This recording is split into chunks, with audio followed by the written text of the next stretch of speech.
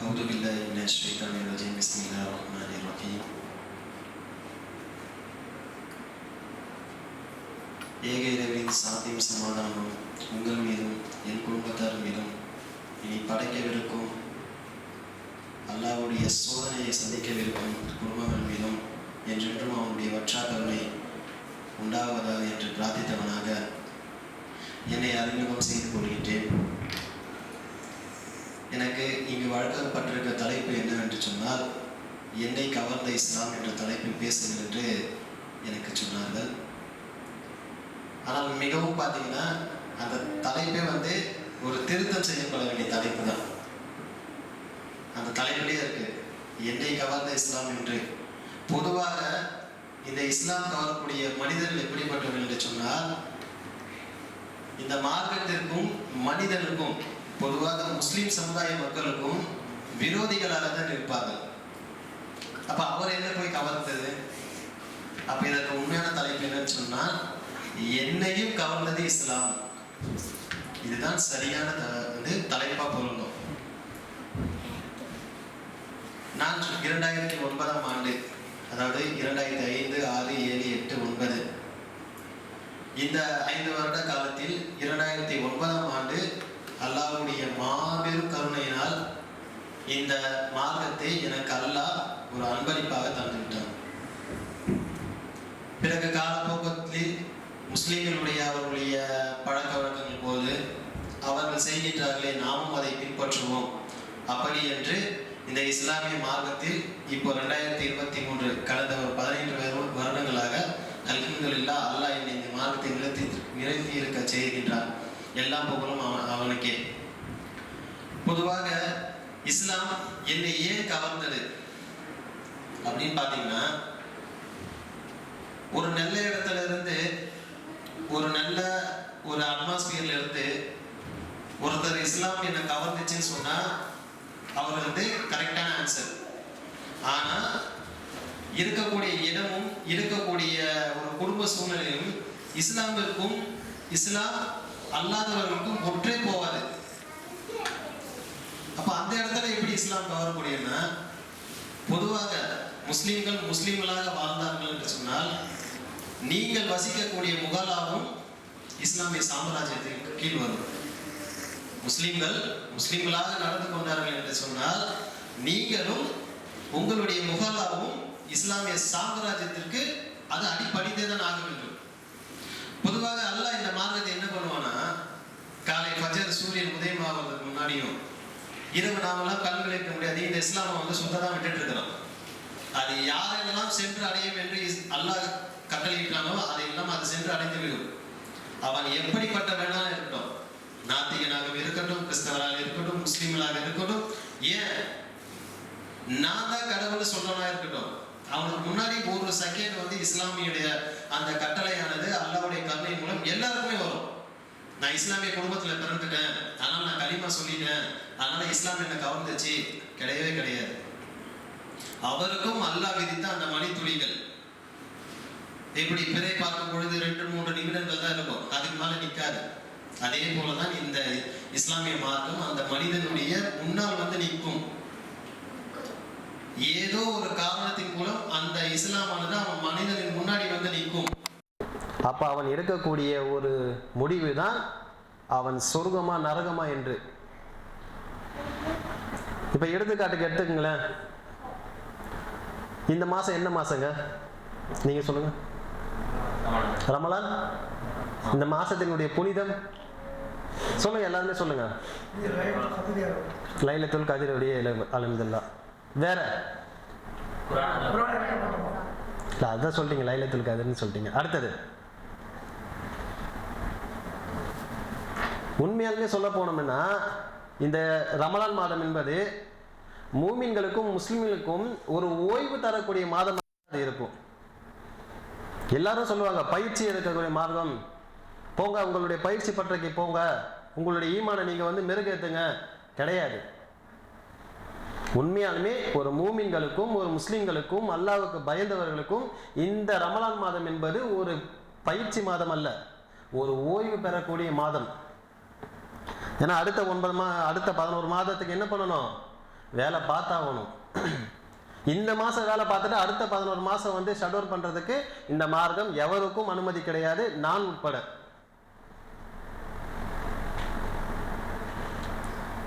உங்களுடைய காலச்சக்கரத்தை, உங்களுடைய கால அட்டவணை எடுத்து பாருங்களேன். ஃபஜ்ருடைய தொழுகை மிஸ் ஆகிருக்குமா? லுகருடைய தொழுகை மிஸ் ஆகிருக்குமா?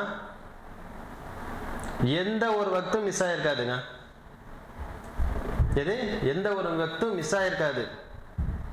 ஆனால் இது யாருக்கு பாரமாக இருக்கும் தெரியுமா? இந்த ரமலானுடைய ஈதுல் ஃபித்ர் இந்த தொழுகையை முடித்த உடனே அடுத்தது லொக தொழுகை யார் வராங்களோ அவங்க எண்ணிக்கொள்ளுங்கள், அல்லாஹ் உங்களை பாதுகாத்துட்டான். அல்ஹம்துலில்லாஹ்.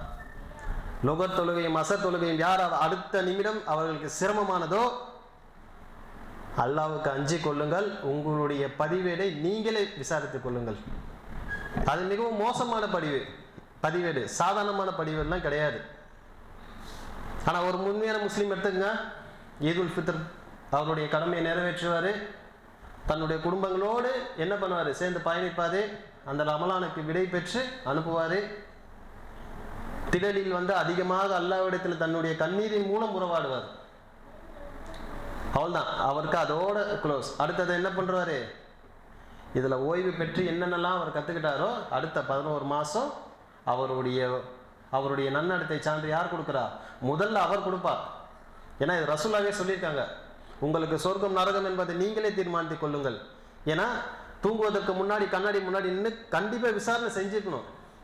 இன்று என்னுடைய டிராவல் எப்படி இருந்தது, என்னுடைய பழக்க வழக்கங்கள் எப்படி இருந்ததுன்னு சொல்லி விசாரிச்சதுக்கு அப்புறம் தான் ரசூலாவே படுக்கை அறைக்கு போவாங்க. அப்போ இந்த ஒரு மாதம் என்பது என்னன்னா நமக்கு ஓய்வு தரக்கூடிய மாதம் தான். அடுத்த 11 மாதம் முஸ்லிம்களுக்கு என்னென்ன கடமை இருக்குன்னு சொல்லிடுறேன். முதலில் நல்ல குடும்ப தலைவனாக நீங்க இருக்க வேணும். பெரும் அமானிதம். முதல்ல குடும்ப தலைவனாக இருக்க வேணும். இரண்டாவது, உங்களுடைய முஹல்லாவுக்கு நீங்கள் அநீதி செய்யப்படாமல் இருக்க வேண்டும். சரிங்களா? இரண்டாவது. மூன்றாவதுக்கு, நீங்கள் ஒரு பொறுப்பில் இருந்தீங்கன்னு சொன்னா அந்த பொறுப்பை பற்றி கண்டிப்பா விசாரணை செய்யப்படும். ஏன்னா இதெல்லாம் வந்து ஈஸியா பேசிட்டு போயிடுவாங்க. அதுல இருந்து பார்க்குறவங்களுக்கு தான் தெரியும். அது உண்மையா இருக்கிறவங்களுக்கு மிகவும் சிரமம். ஏன்னா தன்னுடைய ரப்பிடத்தில் எவ்வாறு பதில் கூறுவேன் என்று சொல்ல முடியாத ஒரு சூழ்நிலை தான் அவர்களுக்கு இருக்கும். அதை விட பெரிய கடமை ஒன்று இருக்கு. உங்களுக்கு கருவறை மூலமாக அல்லாஹ் கலிமா என்கின்ற ஒரு அற்புதத்தை கொடுத்தான். கொடுத்தது எதற்கு? நான் சுகபோக வாழ்க்கை வாழ வேணும், பள்ளிவாசலில் வந்து ஒரு சுத்தமான வாழ்க்கை வேணும், எங்கே போனாலும் இஸ்லாம் சாம்ராஜ்யம் பேச வேணும்னு சொல்கிறா இல்லையா? கிடையாது. என்று நமக்கு இந்த இஸ்லாம் வந்து அடைந்ததோ அன்றே நமக்கு சோதனை காலமானது அல்லாஹ்வின் மூலம் திறக்கப்பட்டு விட்டது. இது ஒவ்வொரு மனிதனும் புரிந்து கொள்ள வேண்டும். இந்த கலிமா என்ற இந்த அற்புத செய்தியை பிற மக்களுக்கு, பிற சமுதாயத்திற்கு, ஏன் ஒரு நபருக்கு கூட நீங்க சொல்வதற்கு தகுதி இல்லைன்னு சொன்னா வருஷம் ஃபுல்லா ரமலான் வந்தாலும் அந்த மகசர் மைதானத்திற்கு பதில் சொல்ல முடியாது. மகசர் மைதானத்திற்கு பதில் சொல்லக்கூட முடியாது. இலகுவான முறை சொர்க்கத்துக்கு நுழைவதற்கு ரசூலா சொன்ன ஒரே ஒரு கீ பாயிண்ட்ஸ், உங்களுடைய மார்க்கத்தை பிற இடத்துல எத்தி வச்சுட்டே இருக்க. உங்களுடைய மலக்குள் மவுத் வந்தா கூட எத்தி வச்சுட்டே இருங்க. காரணம், அல்லாஹ்வுடைய கருணையை பெற்று தரக்கூடியது. ஒரே கேள்விதான், உங்களுடைய ஆயுளை நீங்கள் எவ்வாறு செய்தீர்கள், எவ்வாறு செலவழித்தீர்கள், எப்படி செய்தீர்கள் என்று கேட்கப்படும் பொழுது அதற்கு வயதவரானாலும் சரி, வயது இல்லாத ஒரு ஆண்மகனாக இருந்தாலும் சரி, அந்த பதில் அவர் சொர்க்கமா நரகமா என்பதை தீர்மானிக்கும். பொருளாதாரம், குடும்பம், மனைவி அதெல்லாம் செகண்டரி. அதெல்லாம் உங்களுக்கான அமானியம். அது உங்களுக்கும் அல்லாஹ்வுக்கும்ன்றது. அதை பற்றி பேசுவதற்கு எனக்கு தடை, இஸ்லாம் தடை செய்திருக்கிறது. ஆனால் உங்களுக்கு கிடைத்த இந்த கலிமாவை, லா இலாஹ இல்லல்லாஹ் முஹம்மது ரசூலுல்லாஹ், இந்த கலிமாவை பிறருக்கு எடுத்து சொல்வதற்கு உங்களுக்கு மனம் வரவில்லை என்றால், இன்னைக்கு எதிரி யாருங்க நமக்கெல்லாம்? இன்னைக்கு ஒட்டுமொத்த முஸ்லிம்களுக்கு எதிரி யாரு சொல்லுங்க? பாஜக. நீங்க பிஜேபி. நீங்க சொல்லுங்கண்ணே. நம்மளே தான். வேற வேற சொல்லுங்க. வேற இல்லைங்களா? இது வந்து மனிதர்களுடைய பகிரங்க ஒப்புதல். அல்லாஹ்வுடைய ஒப்புதல் என்னமா இருக்கு? நபியே, அநியாயக்காரர்களை நான் அறிவிக்கட்டுமா உமக்குன்னு. இந்த ஓரிடை செய்தியை எவன் மறைக்கிறானோ அவனை விட அநியாயக்காரன் நான் பார்த்ததில்லை நபியே, அவர்களுக்கு அச்சமூட்டி எச்சரிக்கை செய்யுங்க. நம்ம நினைச்சிட்டு இருக்கோங்க, நம்மளுடைய எதிரி யாருன்னு நினைச்சிட்டு இருக்கோம்? RSS, BJP, Modi. கிடையவே கிடையாது. அதெல்லாம் வந்து என்ன சொல்றது? அல்லாஹ் சொல்றான், குப்பையிலும் குப்பை, மக்காத குப்பை. அதெல்லாம் யாருக்கும் பிரயோஜனமும் படாது, அதுவும் வாழாது நிம்மதியா. அது போல. ஆனால் அல்லாஹ் சொல்கின்ற எதிரி யார் தெரியுமா? அவன் முஸ்லீமாக இருந்தாலும் சரி, அவன் கிறிஸ்தவராக இருந்தாலும் சரி, அவன் நாத்திகராக இருந்தாலும் சரி, இந்த உண்மை அவனுக்கு தெரிந்திருக்கும். என்னை படைத்தது ஒருவன் தான் என்று தெரிந்திருக்கும். இந்த உண்மையை மற்ற மக்களுக்கு யார் மறைக்கின்றார்களோ அல்லாஹ் பாதுகாக்கணும். அல்லாஹ் ஒரு இடத்தில் பேச மாட்டேன்னு சொல்லி பகிரங்கமா சொல்றான். ஆகையால இந்த ரமலான்ல இந்த மார்க்கத்தை மற்றவர்கள் எடுத்து சொல்லக்கூடிய பக்குவம் நமக்கு வேணும். இந்த மார்க்கத்தை மற்றவங்க எடுத்து சொல்றதுனால என்னங்க யூஸ்? உங்களதாங்க. இது மற்றவங்க மாதிரி இப்போ வந்து பேசிட்டு போறது கிடையாது. இங்க நீங்களும் திருந்தணும், நானும் திருந்தணும். குறிப்பா சொல்லுங்க, மற்றவங்களை எடுத்து சொன்னாலும் என்ன பிரயோஜனம்? கத்துப்பாங்க. அடுத்தது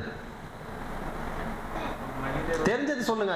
யாருக்கும் 100% வந்து ஃபில்ஃபில் ஆயிடுச்சுன்னு சொல்லி யாரும் சொல்ல முடியாது. ரசூல்லாவே வந்து பார்த்தாங்கன்னா இன்கம்ப்ளீட்டா வித்துட்டு போறேன், எது இன்கம்ப்ளீட்டா வித்துட்டு போறேன், ஈசா நபி வருவாரு, அவர் கம்ப்ளீட் பண்ணுவாருன்னு தான் சொல்லிட்டு போறாங்க.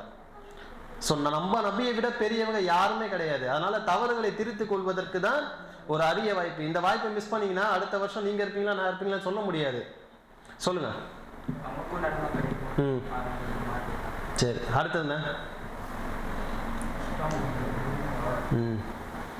ஆனா அல்லாஹ்வுடைய தூதர் என்னமா சொல்றாங்க? அல்லாஹ்வுடைய தூதர் அந்த இனிப்புடைய சட்டம் தெரியுமா யாருக்காச்சும்? இனிப்பு வந்து எனக்கு பிடிக்காது அப்படின்னு சொல்லணும்னா அல்லாஹ் கண்டிச்சு ஒரு வசனத்தை இறக்குறான் தெரியுமா? யாருக்கேனும் எந்த பிரச்சனை இருந்தாலும் அல்லாஹ்வுடைய தூதர்கிட்ட தாங்க வருவாங்க. வரும்போது அவர் ஒரு நாள் அவகாசம் இல்லை சில மணி நேரம் அவகாசம் கேட்டுட்டு போறாங்க. போட்டுட்டு வந்து சரியத்தை சொல்றாங்க. அது என்ன? இது எல்லாருக்கும் தெரிஞ்சதுதான். சரி, ஓகே. என்னன்னா அல்லாஹ்வுடைய தூதரத்துல ஒரு வழக்கு வருது. என்னுடைய மகன் அதிகமா இனிப்பு சாப்பிட்றான், அவனுக்கு ஏதாச்சும் ஒரு அறிவுறுத்தல் செய்யுங்க ரசூலுல்லாஹ்னு சொல்றாங்க. அப்ப என்ன பண்றாரு நபி ஸல்லல்லாஹு அலைஹி வஸல்லம்? அவங்க டைம் கேட்குறாங்க. போய் தன்னை திருத்திட்டு இல்ல அஸ்தோஃபில்லா, அல்லாஹ் பாதுகாக்கணும், லா ஹவ்ல வலா குவத்த இல்லா பில்லாஹ். அவங்க போறாங்க, சரி செஞ்சுட்டு வராங்க, அப்புறம் வந்து தீர்ப்பு கொடுக்குறாங்க. இதுதாங்க நடக்கும் நம்முடைய வாழ்க்கையில. அல்லாஹ் ஒருவனே, தூதர் ஒருவனே நீங்க சொல்ல சபையில நீங்க காலை எடுத்து வச்சிட்டீங்கன்னு சொன்னா மற்றவன் எவனாச்சும் நம்மளை கேள்வி கேட்டுருவான்னு சொல்லி நீங்க உங்களை சொர்க்கத்துக்கு முன்னோரி செல்லிட்டு இருப்பீங்க. அல்லாஹ் பத்தி சொல்ல போகும்போது பாய் நீ வட்டி வாங்கணும்னு சொன்ன யாராச்சும் நமக்கு செருப்பால் அச்ச மாதிரி இருக்காது? நாம தொழுகையை பற்றி ஒரு மக்கள்கிட்ட சொல்ல மாட்டி நீ பள்ளிவாசலுக்கு போ ஃபர்ஸ்ட், அப்புறம் என்ன பள்ளிவாசல் கூப்பிடுன்னு சொல்ல மாட்டாங்க. ஒரு திருமண சட்டம் பற்றி பேசும்போது, ஒரு சொத்து தகராறு பேசும்போது கேட்க மாட்டாங்க. உங்களை நீங்கள் சீர்படுத்தி சொர்க்கத்துக்கு விரைந்து செல்வதற்காக வேண்டிதான் ஒவ்வொருவருக்கும் கலிமா சாட்சியாக நிற்கிறது. அப்ப இதை நம்ம குழி தோண்டி புதைச்சிட்டு ஒவ்வொரு ரமலான் மாசமும் அந்த 30 நாள் மட்டும் நல்ல அமல்கள் என்ற பெயரில் அல்ஹம்துலில்லாஹ் அல்லாஹ் பாதுகாத்தவர்களை தவிர இதை மட்டும் செஞ்சுட்டு 11 மாசம் அதை நம்ம போஸ்ட்மார்ட்டம் பண்ணி வச்சிருக்கிறோமே, நம்மளை விட எதிரி யாராச்சும் இருப்பாங்களா? மோடியே கேட்டா கூட சொல்லுவான் எனக்கு நீ எதிரியாடான்னு சொல்லுவான். உலகமே சொல்லிட்டு இருக்கு மோடி நமக்கு எதிரின்னு சொல்றோம். ஆனா மோடி இடத்துல அவனுக்கு இதாயத்து கிடைச்சுன்னு சொன்னா இந்த ஒட்டுமொத்த முஸ்லீம் சமுதாயம் தான் எனக்கு எதிரியா இருந்துச்சுன்னு சொல்லுவான். கரெக்டா? அப்போ உங்களை சீர்படுத்திக்கிறதுக்கு என்னது? இந்த மார்க்கத்தை பிற இடத்துல நீங்க எத்தி வைக்கணும். எத்தி வச்சா மட்டும்தான் இஸ்லாமுடைய அடங்கி இருக்கின்ற அந்த மறைவான அடங்கியிருக்கின்ற சட்டங்கள் உங்களுக்கு தெரியும். அப்போ தெரியாமல் போச்சுன்னா அல்லாஹ் பாதுகாக்கணும். சரிங்களா? இப்போ இப்படிப்பட்ட ஒரு நபர் தான் என்னை சந்திக்கிறாங்க. அவரெல்லாம் பெருசாக இதெல்லாம் செஞ்சுட்டே இல்லை. இப்போ நீங்கள் என்னை பார்க்குறீங்க, நான் உங்களை பார்க்குறேன். எடுத்துக்காட்டுக்கு முன்னுடைய வாழ்க்கை என்னென்னா, இது ஒரு எம்டி பேப்பர் இருக்குங்களா, உங்கள் மனசில் ஒரு தப்பு நினச்சிக்கோங்க, மிகவும் அருவருப்பான தப்பு நினச்சிக்கோங்க. அல்லாஹ் மறைச்சதை வெளிப்படுத்தக்கூடாது, அதனால சொல்கிறேன். உங்களுக்கு ஒரு தப்பு நினச்சிக்கோங்க, சரிங்களா? அல்லாஹ் பாதுகாக்கணும். அந்த தவறு எனக்கு பொருந்துச்சு 2005. வெறும் ஃபோட்டோ மட்டும் ஒட்டி நீங்கள் ஃபில் பண்ணிக்கலாம். இதில் என்ன பண்ணலாம், என் ஃபோட்டோ ஒட்டி நீங்கள் நினச்ச ஒரு அந்த தவறை ஃபில் பண்ணிக்கலாம். It's qualified. அப்போ இது அப்படிப்பட்ட ஒரு என்ன சொல்றது, அருவருக்க ஒரு மனிதனையும் சீர்படுத்தி வடிவமைக்கக்கூடிய ஒரு வழிதான் என்ன, இந்த இஸ்லாம். அப்ப எப்படி கிடைச்சிச்சு எனக்கு இந்த இதாயிட்டு? யாரோ ஒரு புண்ணியமா, அல்லாஹ்வுக்கு பயந்தவன் யாரோ ஒரு புண்ணியமா அவரை சந்திக்க போறோம். அவர் சொன்ன அந்த அஸ்ஸலாமு அலைக்கும் வ ரஹ்மத்துல்லாஹி வ பரக்காத்து, இந்த ஒற்றை வார்த்தை தாங்க. பெருசாலாம் பார்த்தீங்கன்னா 7 வருஷம் 10 வருஷம் ஓதுனவெல்லாம் கிடையவே கிடையாது. என்னை பார்த்தாரு, பார்த்த போது புன்முறுவலோடு சிரிச்சாரு. இஸ்லாத்துக்கு வரீங்களான்னு கேட்டார். நோ அப்ஜெக்ஷன், நான் வந்துடுறேன் பை, வாங்க போகலாம். எங்கேயோ கூப்பிட்றானே, இஸ்லாத்துக்கு வந்துடுறான்னு சொல்லவும் எங்கேயோ கூட்டின்னு போகிறதான்னு நினச்சிருக்கிறான்னு சொல்லி வாங்க போயிடலான்னு, எங்கே வரீங்கன்னு சொல்லி அப்படி தான் கேட்குறாரு. அப்போ என்னை வைத்து அவர் தப்பித்து விட்டாரா? என்னை வைத்து தப்பிட்டு விட்டாரா? நான் யாரை வைத்து தப்பிப்பேன், நீங்கள் யாரை வைத்து தப்பிப்பீர்கள்? தொழுகணும், நோன்பு வைக்கணும், ஜக்காத்தணும், அஜ்ஜி பண்ணணும், எல்லாம் பண்ணுங்க. உங்களுடைய டியூட்டி எது? எது உங்களுடைய டியூட்டி? உங்களுடைய டியூட்டி எனக்கு தேவைன்னு அல்லாஹ் ஓரம் கட்டி வச்சிருவான். கேட்கக்கூடக்கூடிய ஒரே விஷயம் செல்வம், ஆயுள். இந்த ஆயுளை பற்றி நீங்கள் அழகான சீரான முறையில் செம்மையான நீங்கள் செதுக்கி விட்டீங்கன்னு சொன்னால் அல்லாஹ் சொல்கிறான், சொர்க்கத்தினுடைய பட்டாடையை அவங்களே எடுத்துக்கிட்டோம் போ, நான் கொடுக்கணும்லாம் அவசியம் இல்லை, போய் எடுத்துகிட்டு போயிட்டே சொல்லு. இப்படி ஒரு வாழ்க்கை எப்படி இருக்கு? நம்மை நாமே அதாவது திருத்தி கொள்ளாத ஒரு வாழ்க்கை இருக்கு. அந்த வாழ்க்கை எப்படி இருக்கு? அப்ப எவ்வளவு பெரிய அநியாயக்காரர்களா நாங்க உட்பட இருந்துட்டு இருக்கோம். இது எவ்வளவு பெரிய அநியாயக்காரர்களா நீங்களும் நானும் இருந்துட்டு இருக்கோம். அதை நினைவு கூறுவதற்காக மட்டும்தான் இந்த ரமலான் மாசத்தை மட்டும் அல்லாஹ் துண்டா எடுத்துட்டான். வானவர்களுக்கு கட்டளையிட்டுட்டான், நபி அவர்களுக்கும் கட்டளையிட்டுட்டான், உலகத்தில் உள்ள அண்ட சராசரங்கள் எல்லாத்துக்குமே கட்டளையிட்டுட்டான். இந்த ரமலான் மாசம் என்னுடையது. காரணம் என்னங்க? சிம்பிள் தான். என்னுடைய அடியார்கள் என் பக்கம் வருகின்றார்கள். அவங்க எந்த கதவு வழியா வரப்போறாங்கன்றது எனக்கு தெரியாது. அதனால சொர்க்கத்தில் உள்ள அனைத்து கதவுகளும் திறந்து வைக்கிறேன்.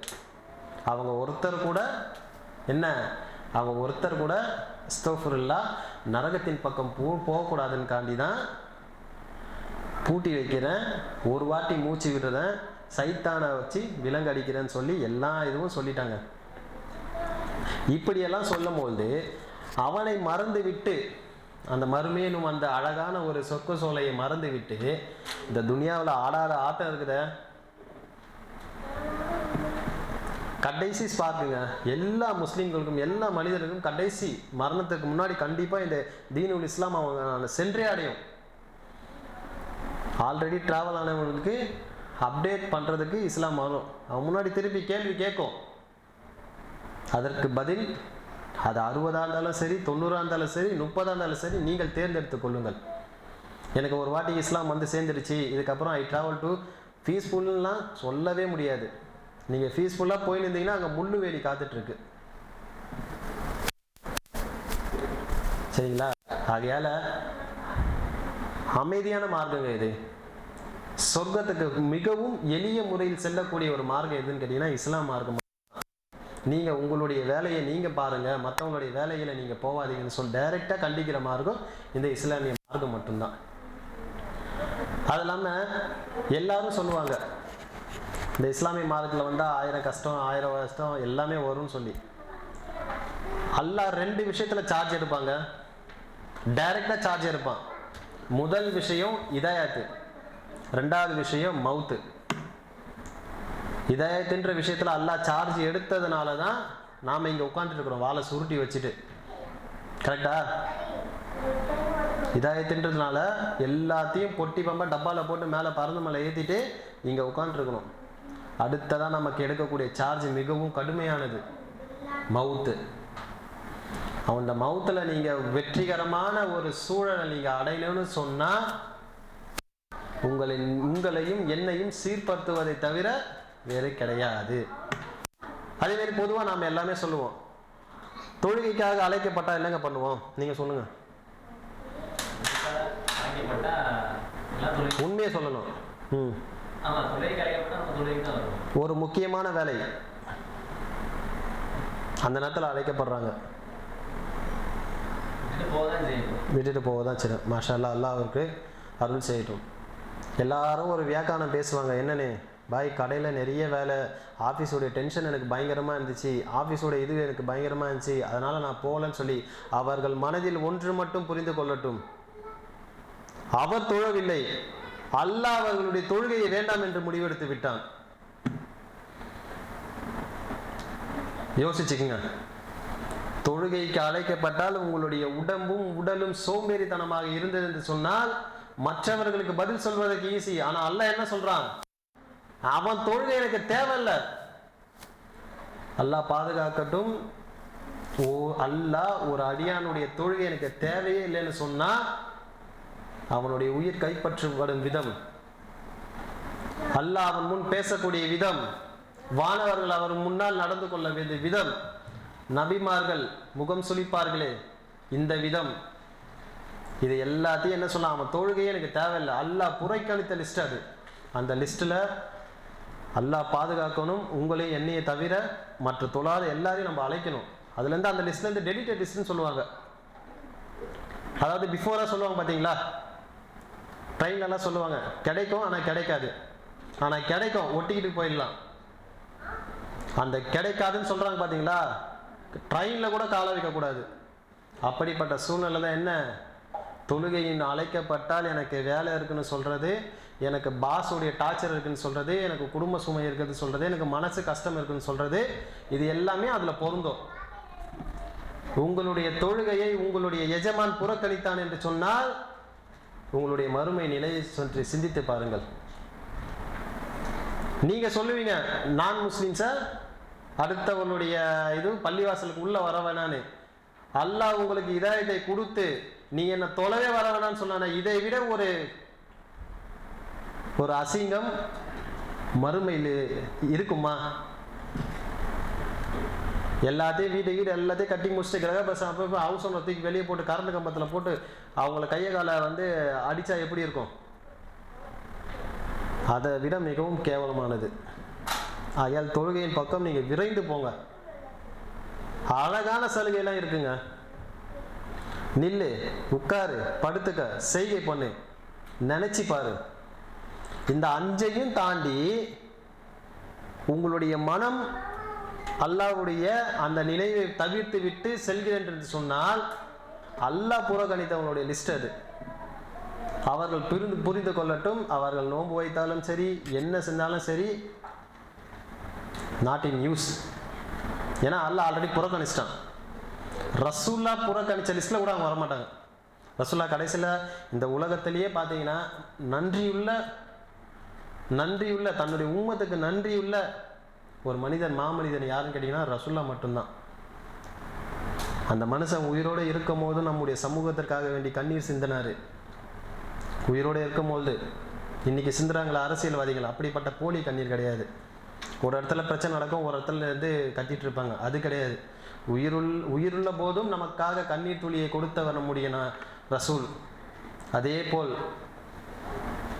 போல் தீர்ப்பு நாளப்ப தலையை உயர்த்தி கேட்கவும் தனக்கு எதுவுமே வேண்டாங்க. யாருங்க இருக்க முடியும் அப்படி? தனக்கு அப்படி யாராலையும் இருக்க முடியாது. 5000 ரூபாய்க்கு வியாபாரம் வேணும்னா 2500 ரூபாய் எனக்கு கமிஷன் கூட நான் வாங்கி தரேன்னு சொல்லிட்டு போற உலகம் இதுங்க. அரசியல் தலைவர்கள் யாராக இருந்தாலும் சரி, அது முஸ்லீமாக இருந்தாலும் சரி, முஸ்லீம் அல்லாதவங்களா இருந்தாலும் சரி. இன்னைக்கு நம்முடைய சமூகம் எடுத்துங்க, ஒரு உதவின்னு கேட்டு ஒருத்தர்கிட்ட போனோம்னா நீங்கள் அந்த கூட்டத்துக்கு வந்தீங்களா இந்த கூட்டத்துக்கு வந்தீங்களான்னு சொல்லிட்டு அவர்களை அவமதிப்பவர்கள் எப்படி இருக்காங்க? உயிருள்ள காலத்திலும் தன்னுடைய கண்ணீரை கொடுத்து நம்முடைய சமூகத்தை பாதுகாத்தவர் நாளை மறுமையிலும் அல்லாஹ்விடத்தில் 3 முறை நமக்காக குரல் கொடுப்பவர் யார்? நபி ஸல்லல்லாஹு அலைஹி வஸல்லம் அவங்க தான். அவங்க வாங்கிட்டு வந்த ஒரு தொழுகையை புறக்கணிக்கிறோம்னு சொன்னா இந்த துனியால வாழ்றது வேஸ்ட். அப்போ இதையெல்லாம் நினைவுபடுத்தி இதையெல்லாம் கொண்டு வந்து ஒரு கட்டமைப்பில் கொண்டு வந்து இனி வருகின்ற 11 மாதங்கள் நான் அல்லாஹ்வுக்கு தலை வணங்கியவனாக இருப்பேன். நீங்க பள்ளிவாசல்ல போய் தான் தொழுகணும்னு சட்டம் இருக்கு. ஆனா அல்லாவே புறக்கணிக்கிற அளவுக்குன்றப்ப நீங்க பஸ் ஸ்டாண்ட் வாசல்ல தொழுவது சிறந்தது. உங்களுடைய எண்ணங்களை மாற்றிக்கொண்டு தொழுது அல்லாவின் பக்கம் விரைந்து போவதற்கு இது இலகுவான வழி. பள்ளிவாசலுக்கு ஆண்கள் கடமை, பெண்களும் கடமை. ஆனால் அல்லாஹ் வேண்டாம் என்று சொன்னால் இந்த இன்மையிலே வந்து தன்னுடைய சொர்க்கத்தையும் நரகத்தையும் நீங்களே தீர்மானித்து சொல்லிட்டு உங்களை புறக்கணிக்கிறார் என்று சொன்னார். அப்படிப்பட்ட வேதனையில் இருந்து அல்லாஹ் உங்களையும் என்னையும் பாதுகாக்கணும்.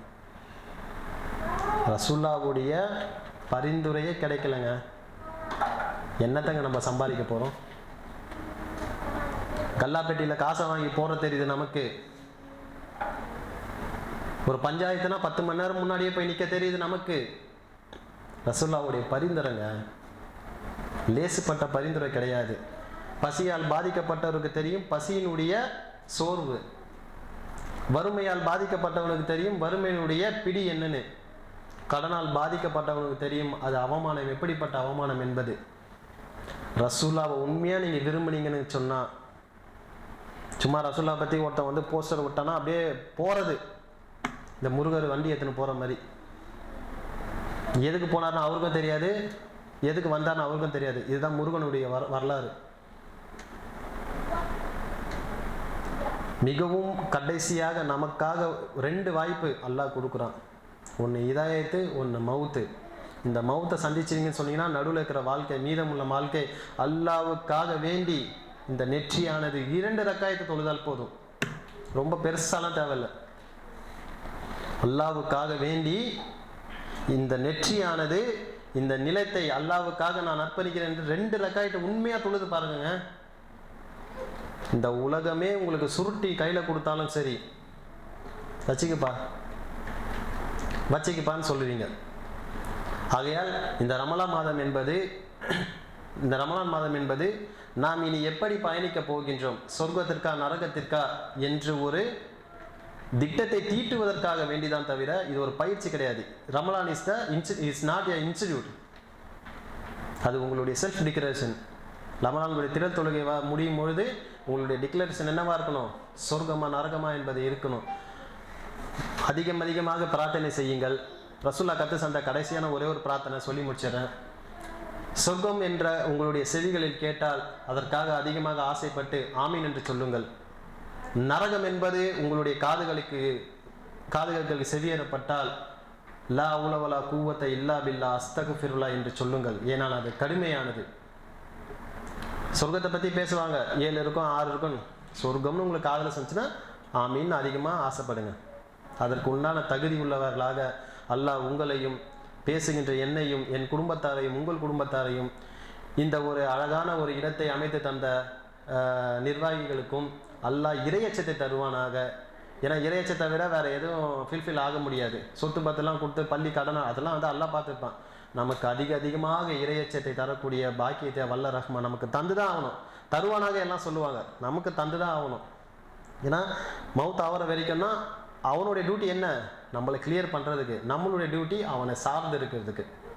ஆகையால் இறையச்சம் உள்ள ஒரு குடும்பமாக நாளை மறுமையில் ரசூலுல்லாஹ்வுடைய பரிந்துரை பெற்ற ஒரு குடும்பமாக வல்ல ரஹ்மான் அந்த ஏக இறைவனாகிய அல்லாஹ் உங்களுக்கும் எனக்கும் வாய்ப்பு அருள் புரிவானாக என்று கூறியவனாக எனது இந்த உரையை நிறைவு செய்கிறேன்.